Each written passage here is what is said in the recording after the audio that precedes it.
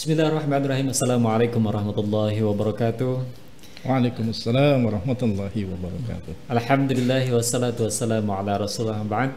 Saudaraku dimanapun Anda berada, senang sekali rasanya di kesempatan kali ini kita berjumpa kembali di dalam bincang manfaat di podcast sesaat. Dan tentu di dalam program kita yang besar, bagaimana mewujudkan keluarga yang sakinah, mawaddah, warahmah. Dan bersama saya di kesempatan kali ini juga telah hadir kembali guru kita, ustadz kita, Bapak Ustadz Andi Wibisana. Assalamualaikum. Waalaikumsalam warahmatullahi wabarakatuh. Sehat kabarnya Ustadz? Alhamdulillah, Pak Rahmaji juga sehat ya, insyaallah. Alhamdulillah, insyaallah. Mudah-mudahan kita semua senantiasa dalam lindungan Allah Amin, Subhanahu amin ya Allah, wa Ta'ala. amin. Ustadz, senang sekali rasanya di kesempatan kali ini kita ingin melanjutkan kembali perbincangan kita yang lalu terkait dengan visi atau tujuan sebuah pernikahan. Nah, kali ini kita akan menyasar nih lebih jauh, alurnya itu akan berjalan kemana agar bisa terwujud keluarga yang samara itu, Ustaz. Baik. Ya, tentu mungkin tidak terlepas dari apapun misi atau kaitan yang ada di dalamnya. Silakan, Ustaz. Baik. Pak Rahmaji yang dimuliakan Allah Ta'ala, alhamdulillahirabbil alamin. Wassalatu wassalamu ala Rasulillah sallallahu alaihi wasallam. Apabila kita mengerucut kepada salah satu yang dituju dalam kehidupan kita berumah tangga di alam dunia adalah bahagia. Bisa dibayangkan seorang Sayyidina Umar radhiyallahu an, tatkala hatinya itu mulai berbalik untuk mencinta kepada Islam, itu diawali dengan diperdengarkan kepadanya lantunan kalamullah yang ada dalam awal surat Thaha. A'udzu billahi minasyaitonir rajim. Bismillahirrahmanirrahim. Thaha ma anzalnal qur'ana litashqa. Thaha, tidaklah Al-Qur'an ini aku turunkan kepadamu untuk membuatmu susah, sempit. Dengan kata lain, seorang Sayyidina Umar, walaupun saat itu masih kafir, namun logikanya hidup, nuraninya bening, sehingga muncul pertanyaan, loh, kok klop betul ya dengan prinsip hidup saya? Saya hidup tuh ngapain kalau bukan ingin bahagia? Betul. Ingin bahagia. Dan ternyata Al-Quran yang dibawa oleh Muhammad itu punya tujuan ke arah sana. Apa pasal saya mempertahankan penentangan saya kepada Muhammad dan apa yang dibawa olehnya? Selanjutnya, ia melafazkan syahadatnya di hadapan Rasulullah dan kaum muslimin yang ada pada saat itu di rumah Arqam. Ya. Maka definitif alam bawah sadar setiap kita manusia, entah dia muslim, entah dia kafir, sesungguhnya ingin hidup bahagia. Namun acap kali yang lebih banyak kita jumpai, mayoritas manusia itu tidak mampu menjumpai di mana pintu-pintu kebahagiaan hakiki itu ia jumpai. Betul. Iya. Malah ada slogan yang sering muncul di tengah kita, jangan lupa bahagia gitu. Nah, iya. Tapi rasanya jadi klise. Iya. Apabila tadi teknisnya lewat mana saya untuk bisa dapat bahagia, kan begitu. Harus tahu pintunya itu ya. Betul. Kurang lebih diuraikan oleh Dr. Abdullah Nasir Ulwan bahwa untuk bisa bahagia, termasuk bahagia dalam rumah tangga itu, 4 ini harus terwujud. Pertama, keterarahan. Oke. Adanya visi yang jelas. Oh, keterarahan itu visi maksudnya? Yang kemarin kita bahas itu, sekian episode kemarin itu, betul, baru berbincang kepada satu unsur penentu kebahagiaan. Keterarahan satu tadi. Pintu kebahagiaan, keterarahan itu. Padahal diskusi kita kayaknya banyak banget kemarin itu. 3 episode kita itu baru membahas satu pintu untuk bisa kita menggapai kebahagiaan dalam hidup, termasuk dalam berumah tangga. Masya Allah. Iya. Lanjut. Itu baru satu? Betul. Baru yang kedua, kita berbicara tentang harmoni. harmoni, keharmonisan maksud saya. Oke. Oke. Banyak orang punya asumsi yang ternyata sangat bertolak belakang. Dipikir yang dinamakan harmoni itu adalah homogen. Ya, betul. Jadi kalau seandainya suaminya dokter, istrinya dokter pasti harmoni, ngomongnya nyambung, kan Betul, gitu. betul. Padahal bukan itu yang dinamakan harmoni itu. Justru yang dinamakan harmoni itu identik dengan homogenitas. Maaf, heterogenitas. Betul. Perbedaan yang muncul di situ ya. Kita bisa ilustrasikan dengan satu kelompok musik, satu band musik. Ya. Ada yang bermain instrumen piano, drum, kemudian gitar, bass, keyboard, atau piano. Tak satu pun dari alat musik itu yang mengeluarkan bunyi yang sama. Betul.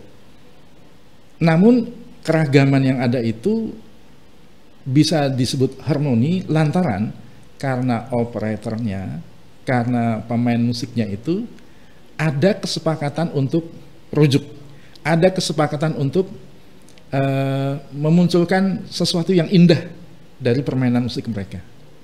Maka yang satu berusaha memfasilitasi, menservis teman yang lainnya juga sedemikian, saling berusaha untuk memberikan pelayanan atau nimpalin kalau bahasa Betawinya, nimpalin yang pas dengan permainan dari masing-masing musiknya. Tidak ada yang berusaha lebih keraskan volumenya, atau sebaliknya tidak ada yang lebih hening daripada yang lainnya. Semuanya diadaptasikan sesuai dengan kebutuhan yang ada. Itu namanya harmoni. Jadi kunci harmoni adalah justru heterogen, tetapi ada iktikat kuat untuk berpadu. Baik. Sinergi, kalau bahasa kita sinergi. Betul. Artinya salahkah jika ada orang tadi menikah dari unsur yang sama? Bisakah dia harmoni? Sebetulnya bisa saja, tetapi lebih rumit justru.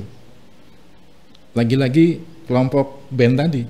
Kebayang apabila ada satu kelompok musik yang semuanya pemain trompet.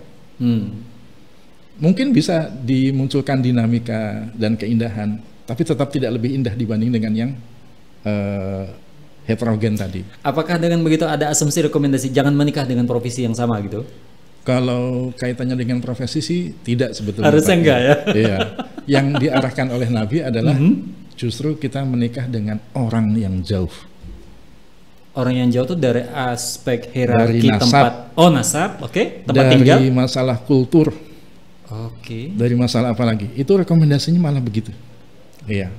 Berarti saya benar juga nih memilih orang yang tidak satu pulau dengan saya gitu. Betul. Ya? Oh, betul. gitu. Iya, saya orang kota, istri saya orang kampung. Tapi justru betapa dinamisnya itu ketika adaptasi-adaptasi yang ada itu muncul. Tidak pernah selesai, kita berhenti dalam mengenali dan menyesuaikan dari pasangan kita, gitu ya. Itu yang dinamakan harmoni ya? Iya, jadi harmoni itu justru malah salah kalau kita asumsikan bahwa kita akan bahagia kalau seandainya kita ini sama rasa, sama isi kepala, sama style, sama enggak. Kita menemukan nih berapa belakangan ini kan orang bilang karena saya banyak kecocokan kelihatannya dengan orang ini gitu ya. Jadi saya memilih dia itu karena banyak kecocokan. Berarti salah asumsi itu. Definisi kecocokan itu apabila alhamdulillah Allah karuniakan kepada suatu pasangan irisan. Irisan dari jiwa yang tidak sama ini, irisan yang katakanlah ada kesamaannya lah tetap. Ya, beriris itu kan ketemu sedikit gitu ya. Iya. Tetapi tetap merdeka mereka untuk mengembangkan perbedaan dan ketidaksamaan itu masing-masing. Bahkan itu menjadi sebuah ciri gitu ya. Dan justru yang dinamakan dengan cocok sesuai itu apabila suami yang pelupa justru harusnya berdampingan dengan istri yang teliti. Jangan dibalik. Cocok nih sama-sama pelupa. Wah, itu parah malah parah itu. Lah tapi kan kita mengenali orang itu kan di awal bahkan mungkin orang tertentu kan tidak mengenal lebih jauh gitu. Bagaimana cara kita bisa memilih hal yang saling melengkapi tadi? Iya. Ini menurut saya, Ya. sebagian besar saham ketika kita akhirnya menikah dan berpasangan dengan siapapun orangnya, sesungguhnya rezeki Allah yang menaungi itu semuanya. Rezeki dari Allah itu. Iya, lantaran karena ternyata banyak juga ya kesamaan saya dengan pasangan saya. Tapi setelah dihitung secara lebih detail, lebih banyak bedanya rupanya ya. Namun kata kuncinya ketika perbedaan itu disinergikan mengarah kepada harmoni, bukankah itu maslahat? Istri yang kerap lupa mematikan lampu kamar mandi setelah menggunakan, Betul. sementara suami yang terbiasa rapi, itu tidak patut untuk dijadikan alasan untuk sudah dibilangin berkali-kali kalau habis pakai kamar mandi dimatikan dong lampunya gitu misalkan. Melainkan itu justru digunakan sebagai sarana untuk saling ba'duhum min ba'din. Apa itu? Saling topang menopang, saling tutup menutupi. Iya. Artinya itu jangan dijadikan celah untuk memperuncing sebuah permasalahan. Sementara bagi kalangan umum awam di luar sana, sudut pandangnya berbeda itu petaka di situ. Saya teliti, istri tidak terbiasa Teledor banget gitu ya? Teledor gitu Ya. kan. Maka itu menjadi kembang ribut kan umumnya. Betul. Kalau di luar sana tadi. Betul. Nah, itu yang harusnya justru kita kembalikan kepada dimensi sinergi tadi. Dinamakan sinergi itu justru ketika si pemain drum menyesuaikan agar dia memberi tempo yang tepat bagi para pemain alat musik yang lainnya dalam satu band itu. Demikian juga sebagai lead, si pemain gitar melodi itu juga tidak boleh kebablasan demi meraungkan gitarnya gitu kan ya. Tapi dia juga mengimbangi untuk menyesuaikan dengan beat-beatnya si pemain bass dan sebagainya gitu. Kalau di suami istri saya sama tadi, justru kekurangan istri itu wahana bagi kelebihan suami untuk dicurahkan kepadanya. Nanti juga dibalik, kekurangannya suami itu ajang pahala bagi istri untuk bisa membenahinya, menutupinya dan sebagainya. Nah, bagaimana agar kita sampai kepada pemikiran yang seperti itu? Kita kan justru kekurangan yang ada itu menjadi celah bagi kita untuk seolah-olah menjadikan nih delik nih gitu ya, yang mudah untuk disulut ke permukaan gitu, bukan berusaha justru untuk memperbaiki dan menutupinya. Satu sisi saya nggak usah Nabi Muhammad. Saya manusiawi kalau saya juga kesel ketika saya menjumpai kekurangan istri saya yang sebetulnya di saya ada kelebihan itu. Juga saya yakin sebaliknya, pasti ada keselnya lah gitu. Manusiawi itu. Tapi dipulangkan kepada perenungan, dipulangkan kepada kefahaman kita akan dinullah ini. Bukankah al-muslim akhul muslim, mukmin yang satu itu, muslim yang satu adalah saudara bagi muslim yang lainnya, mukmin yang satu adalah penopang bagi mukmin lainnya.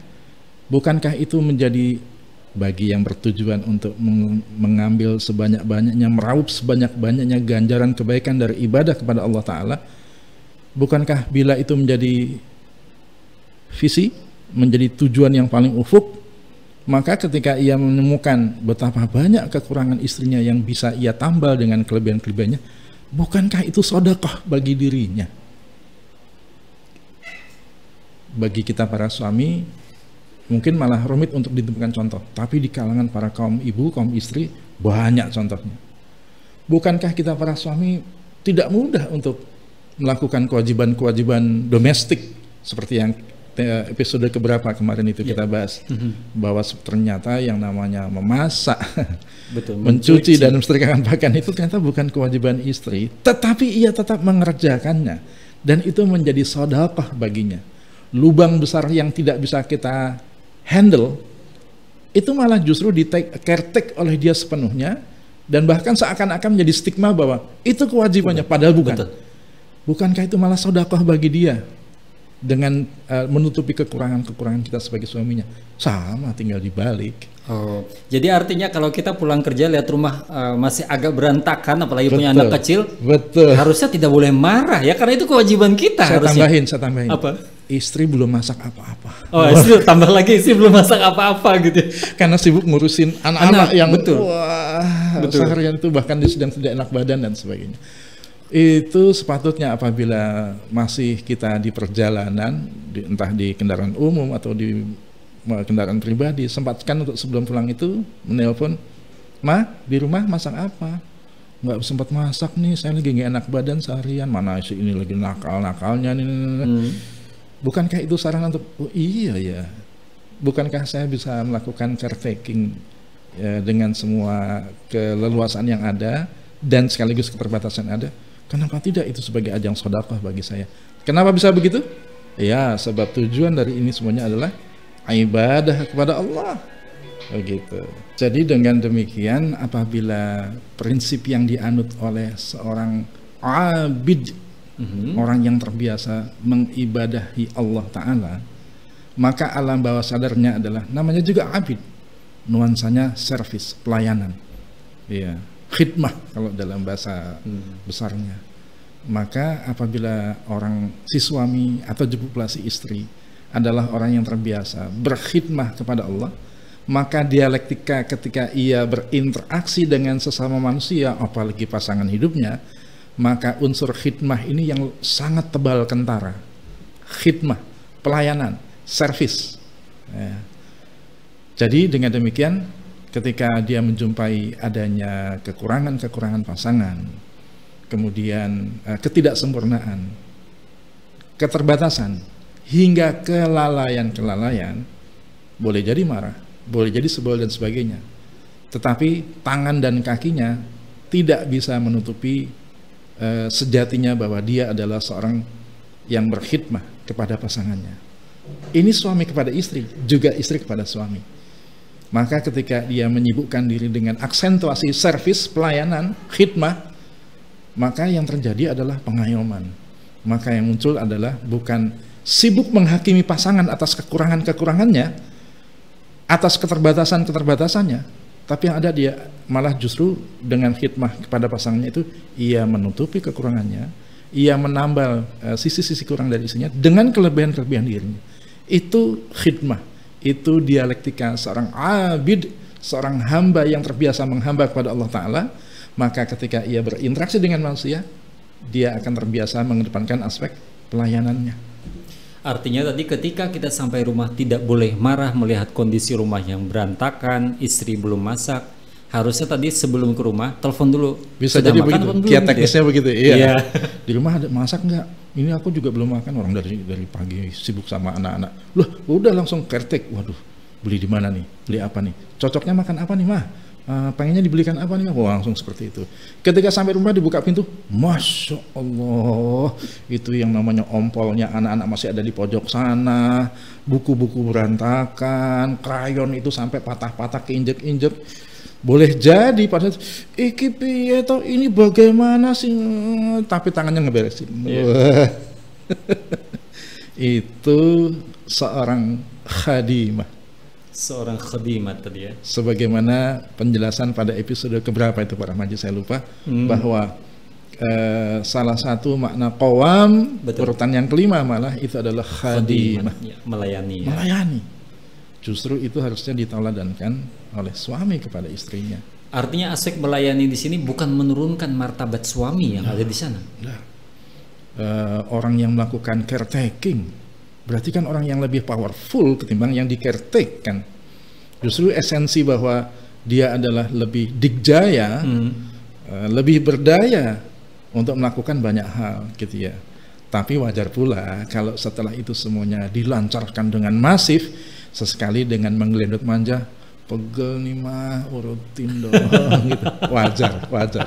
Yang tidak wajar kalau ngegelendot manjanya ke istri tetangga misalkan. Naudzubillah. Jangan sampai terjadi. Naudzubillah. Baik, artinya harusnya perbincangan ini disaksikan oleh para ibu-ibu dan kaum bapak-bapak. Ini ibu-ibu seneng nih kesempatan kali ini nih, ya. Karena yang dibela ibu-ibu. Baik, saudaraku dimanapun Anda berada, jika Anda merasakan manfaat dari bincang manfaat ini, jangan lupa subscribe di YouTube-nya, nyalakan loncengnya. Mudah-mudahan ini bisa berlanjut terus perbincangan kita. Amin. Ya Allah.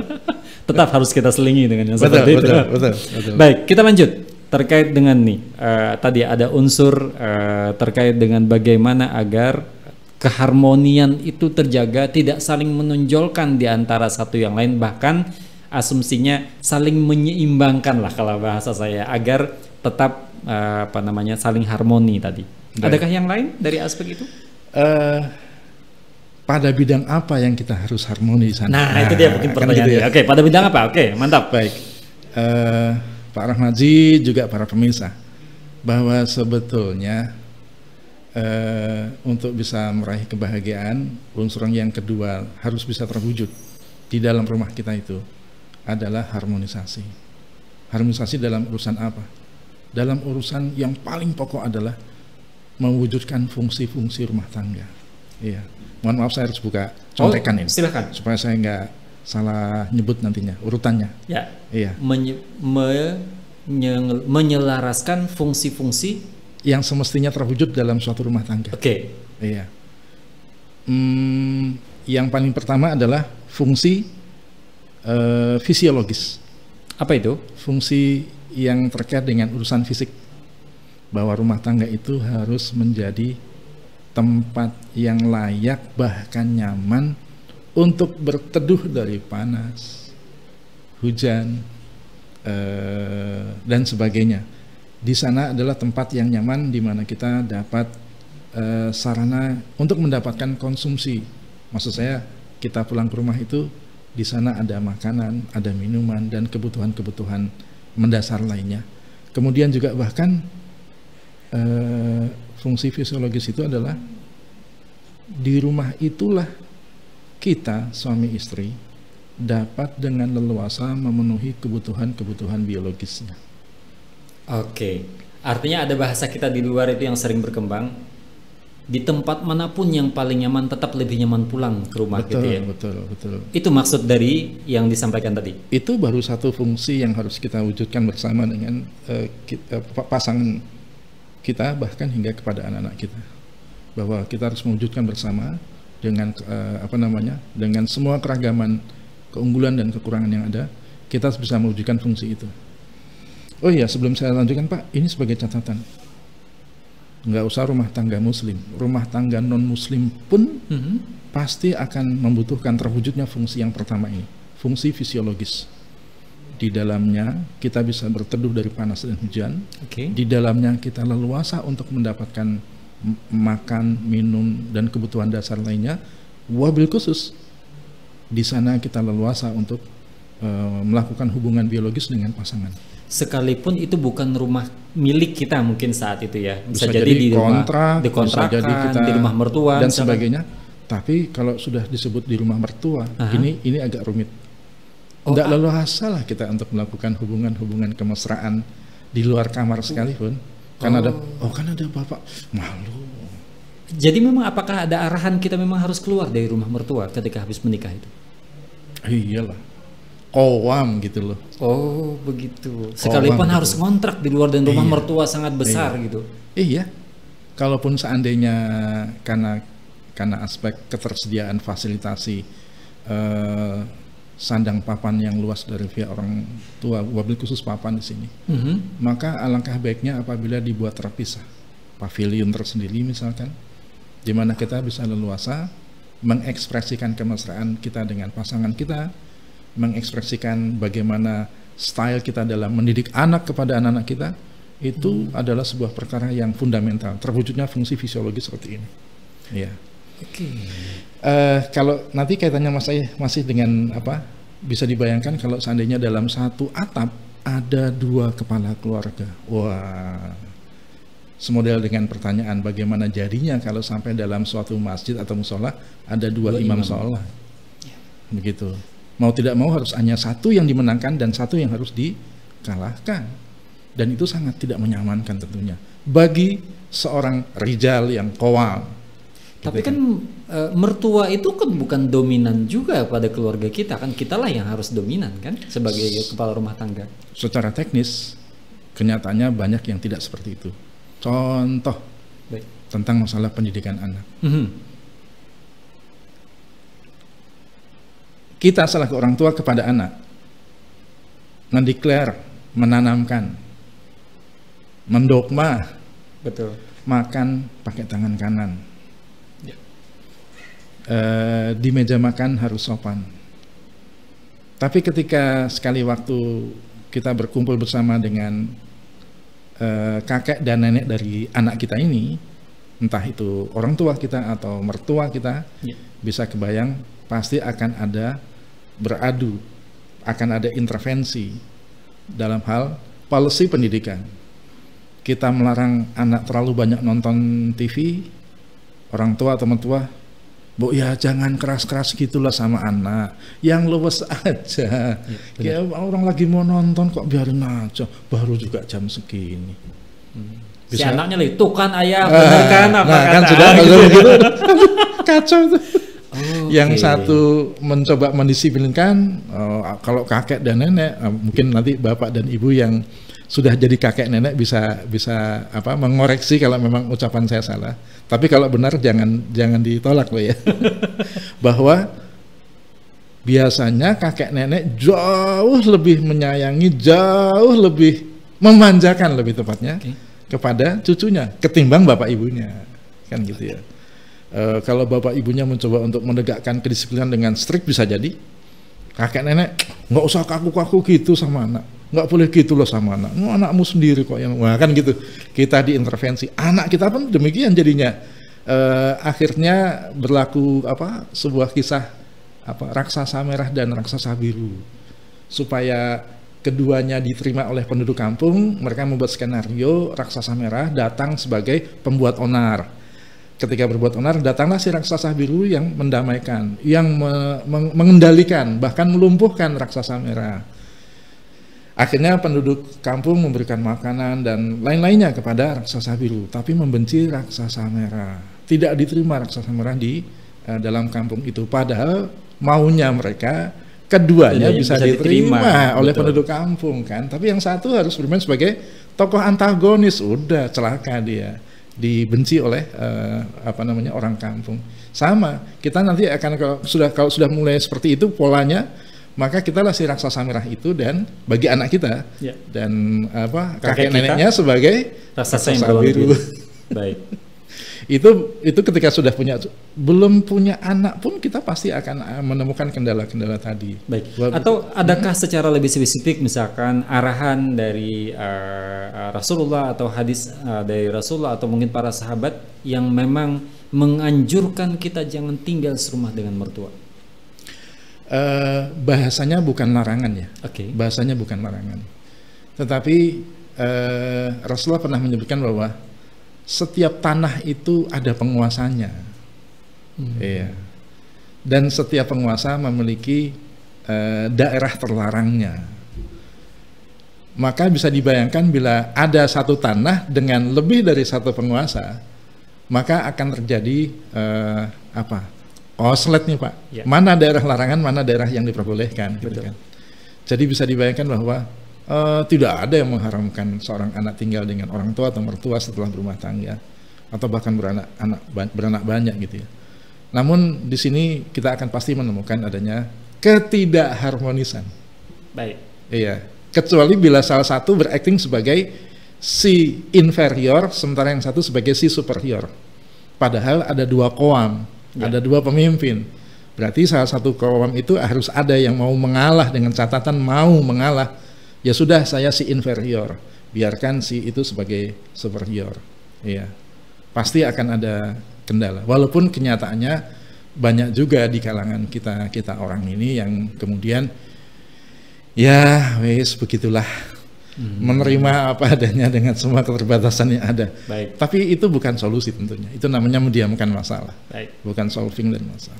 Oke, tadi terkait dengan ada wilayah-wilayah yang tertentu yang seorang suami istri tidak bisa mengekspresikan cinta kasihnya terhadap pasangannya, itu memang ditunjukkan di depan umum gitu atau di depan orang tua, atau harus lebih privasi gitu? Justru kalau seandainya di rumah kita sendiri, pada waktu yang anak-anak sedang sekolah mungkin, betul, pada waktu anak-anak sedang tidur mungkin, tentu kita leluasa tanpa harus mematok hanya di dalam kamar, begitu kan. Tetapi apabila kita di hadapan anak-anak menunjukkan kemesraan dengan istri kita pada batas-batas yang memang diperkenankan, itu menjadi suatu hal yang sangat berharga bagi mental anak kita. Menemukan orang tuanya itu yang berkasih sayang, berkasih sayang, mesra, saling bermanja. Itu nilai positif besar bagi mental si anak. Tinggal dibalik, bagaimana kalau seandainya anak melihat orang tuanya yang cekcok, dikit-dikit saling marah, dikit-dikit saling bertikai, saling memaki, na'udzubillah. Bisa dibayangkan. Jadi tidak sepele kemesraan yang dipertontonkan oleh suami istri kepada anggota keluarga yang lain sebetulnya, begitu. Dan tentu lebih santun, lebih nyaman apabila kita lakukan itu di bawah atap rumah kita sendiri. Iya. Oke, baik. Ini masalah keharmonisan ya. Itu baru yang kedua. Ini baru tentang masalah mewujudkan fungsi. Yang pertama yaitu fungsi fisiologis. Oke. Yang kedua fungsi psikologis. Oke. Fungsi psikologis itu adalah di mana rumah itu harusnya menjadi tempat di mana setiap jiwa yang berhimpun di bawah atap rumah itu diterima eksistensinya. Diterima eksistensinya. Ya. Suami menempatkan istrinya sebagai ratu rumah tangga. Istri memposisikan bahwa suaminya adalah pemimpinnya, pengayomnya, ya, yang memberikan arah dan sebagainya, gitu kan. Begitu pula anak-anak diakui eksistensinya dengan semua potensi-potensi, bakat-bakatnya, passion-passionnya, gitu ya. Berarti kalau sampai ada rumah tangga yang seperti itu rumah tangga yang terpenuhi fungsi psikologisnya. Iya. Bahkan juga rumah tangga itu mulai mampu menghadirkan dukungan psikologis yang mengarahkan agar dia menjadi seorang hamba kepada Allah Ta'ala. Contoh gampang. Oke, contoh sederhananya? Ayah atau ibu membangunkan anaknya untuk salat. Jadi kalau sampai tidak ada di rumah itu pihak yang berinisiatif untuk menyeru anggota keluarga lainnya dalam beribadah kepada Allah Ta'ala, di sana tidak ada fungsi psikologis yang benar. Iya, tidak terwujud fungsi psikologis yang semestinya, begitu. Jadi bisa dibayangkan bahwa sampai ke situ ya kalau kaitannya dengan fungsi psikologis, iya, sampai ke sana. Begitu juga mungkin ketika suami atau istri membangunkan suaminya untuk kita bangun lebih awal nih gitu, untuk sama-sama melaksanakan sholat dan lain sebagainya. Seperti Rasulullah yang membangunkan Aisyah gitu ya. Mungkin kalau para suami kita kebalik, istri yang membangunkan suami untuk suaminya capek cari nafkah. Oke. Fungsi psikologis, fungsi psikis gitu ya. Apalagi? Adakah yang lain? Jadi kembali kepada fungsi psikologis, identitas diri, citra dan kepercayaan diri dari masing-masing anggota keluarga itu terbangun lantaran karena satu anggota keluarga dengan yang lainnya itu saling mengakui eksistensi mereka masing-masing sebagai orang tua, sebagai anak, sebagai suami, sebagai istri, itu dihormati. Nah, itu ternyata fungsi psikologis. Fungsi yang ketiga yang juga harus terwujud pada suatu keluarga adalah fungsi sosiologis, bahwa keluarga adalah jembatan penghubung pertama dengan masyarakat di luar sana. Ya, dengan himpunan masyarakat manusia yang ada di luar rumah tangga itu. Dan penyebatannya adalah keluarga itu. Jadi justru keluarga yang mampu memenuhi fungsi sosiologis itu adalah justru keluarga yang mereka itu inklusif, mampu memunculkan bahwa kita adalah bagian dari masyarakat. Jadi orang tua kepada anak itu mampu memunculkan bahwa kita adalah bagian dari masyarakat. Jadi tidak bisa kita itu menepis kenyataan bahwa tiap masyarakat ada budayanya dan kita harus bisa beradaptasi dengan budaya-budaya yang ada di lingkungan sekitar rumah kita ini, gitu ya. Orang tua lah yang terutama untuk bisa membentuk itu semua. Tapi juga tidak terlalu kemungkinan suami mengingatkan istrinya, istri mengingatkan suaminya akan fungsi sosiologis yang ada tadi, gitu ya. Nanti kita akan bisa menemukan di rumah tangga umat manusia pada umumnya, bukan saja kaum muslimin, fungsi fisiologis, fungsi psikologis, fungsi sosiologis ini ada, semestinya ada sebagai fungsi standar yang terwujud. Yang membedakan dengan rumah tangga yang Islami adalah fungsi yang keempat. Apa itu? Fungsi dakwah. Oh, jadi harus hadir tuh fungsi dakwah di dalam untuk sebuah bisa keluarga. Dikatakan rumah tangga itu sakinah, mawaddah, warahmah. Untuk bisa dikatakan bahwa terwujud baiti jannati, rumah tanggaku adalah surgaku, maka justru ada fungsi dakwah. Oke, sebelum kita membahas lebih lanjut tentang fungsi dakwah di dalam rumah tangga ini ada pertanyaan dari Susi di Palembang terkait bagaimana jika di keluarga itu sudah muncul riak-riak perbedaan yang mengemuka, apa yang harus dilakukan? Dudukkan bersama sepasang suami istri itu, lalu diajak untuk memiliki cakrawala pandang yang luas dalam mensikapi rumah tangganya yang dijalaninya itu.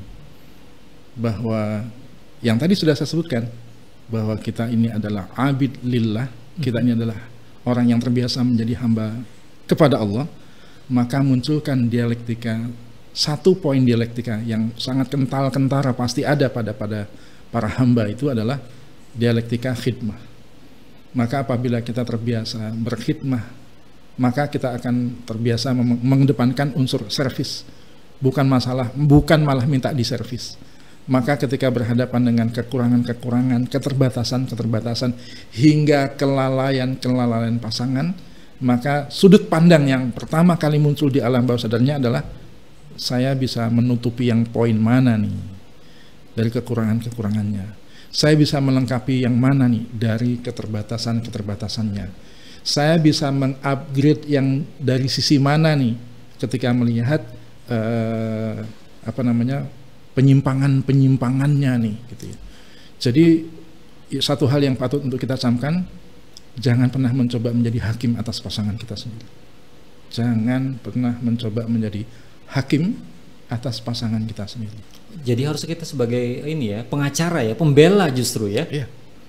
Apalagi kalau seandainya diingatkan dari kalamullah dalam surat At-Tahrim surat ke-66 ayat 6, A'udzubillahi minasyaitonir rajim, ya ayyuhalladzina amanu qu anfusakum wa ahlikum nar. Maka kitalah para suami yang seharusnya mampu mengedepankan kentalnya kultur sebagai orang yang berpikir bagaimana caranya agar Allah Ta'ala memaafkan, melimpahkan ampunan kepada pasangan saya, kepada anak-anak keturunan saya. Bukan malah kita sebagai suami hanya bisa petantang tenteng, bermodalkan telunjuk, gitu ya misalkan. Tapi yang ada justru adalah, ya wis, gimana nih? Baiknya kita benahi dari mana? Ayo, saya ajak bersama-sama. Ya maafkan saya kalau saya dengan keterbatasan saya pula tidak bisa melakukan pembenahan yang sebanyak-banyaknya. Yuk, tapi kita sama-sama untuk kita benahi. Nampaknya kalau kultur itu yang muncul dalam diri kita, terutama sebagai qawwam, wajar kalau seandainya justru yang kita hadirkan bukan penghakiman, tetapi justru kita adalah orang yang disibukkan dengan melakukan upgrading, melakukan merancang bangun, ya manufacturing terhadap kekurangan-kekurangan, keterbatasan, bahkan hingga kelalaian dari pasangan kita, anak-anak kita. Gitu. Baik, Bu Susi, mudah-mudahan terjawab pertanyaannya. Satu lagi nih, ada pertanyaan yang relatif jauh nih dari Lombok, Bapak Ahmad. Nah, bagaimana bagaimana sikap kita untuk memunculkan bisa untuk berkhidmat terhadap keluarga, kiat nih untuk menjadi orang yang melayani di keluarga itu apa yang harus dilakukan? Ya, dari pengalaman saya pribadi, tidak usah meninggi. Maksudnya?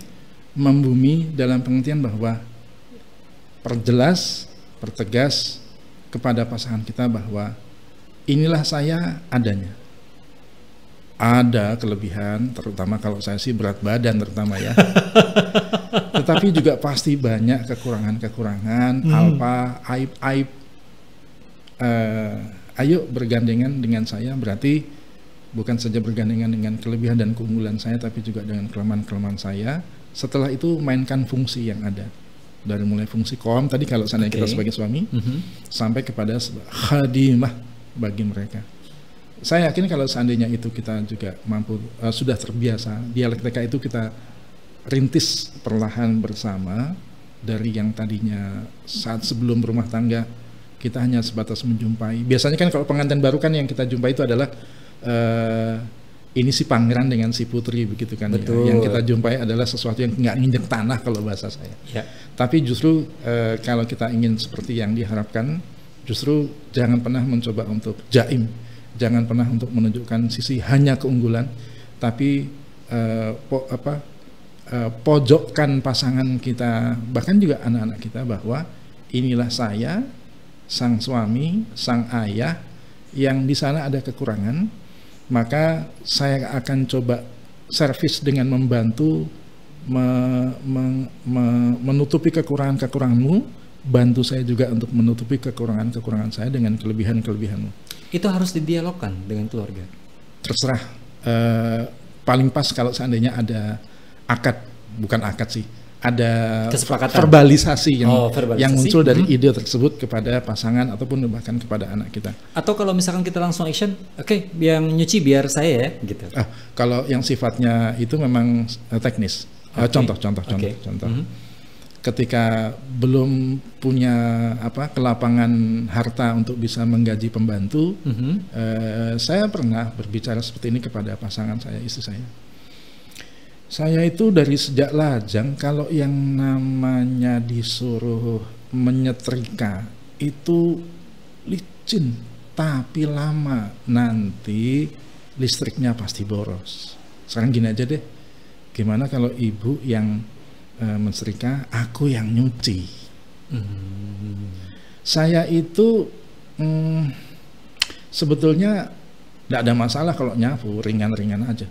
Tapi saya tuh lebih peka hidung saya dengan debu. Alergi debu saya itu suka bermasalah kalau saya yang menyapu. Gimana kalau ibu yang menyapu, aku yang ngepel. Wajar kan kalau yang namanya presiden mendelegasikan kepada perdana menterinya. Hitungannya ini yang dinamakan dengan ta'awun ya, bekerja sama. Tugas. Iya, berbagi tugas. Namun sebetulnya di balik berbagi tugas, bekerja sama tadi, pendelegasian tadi kan itu adalah upaya untuk menunjukkan saya punya kelebihan tapi juga punya kekurangan. Terimalah saya bukan saja pada kelebihan saya tapi juga pada kekurangan-kekurangan saya. Dan yang ada justru yang kedua di balik pendelegasian tadi itu, berbagi kerja tadi itu, ternyata yang muncul adalah kita saling menutupi kekurangan. Saling menutupi kekurangannya ada ya. Iya. Unsur bagaimana agar harmoni ternyata tidak sedikit ya. Tapi rumusnya tetap sangat sederhana. Saya banyak menemukan dialektika Allah dalam mengedepankan edukasi atau bahkan perintah dan larangannya, atau bahkan ujian-ujiannya. Itu semuanya serba disimplifikasi oleh Allah Ta'ala. Semuanya dibuat untuk kita berakting dengan sederhana, berlakon dengan sederhana, maka sesungguhnya justru kita akan menemukan kebahagiaan itu sendiri.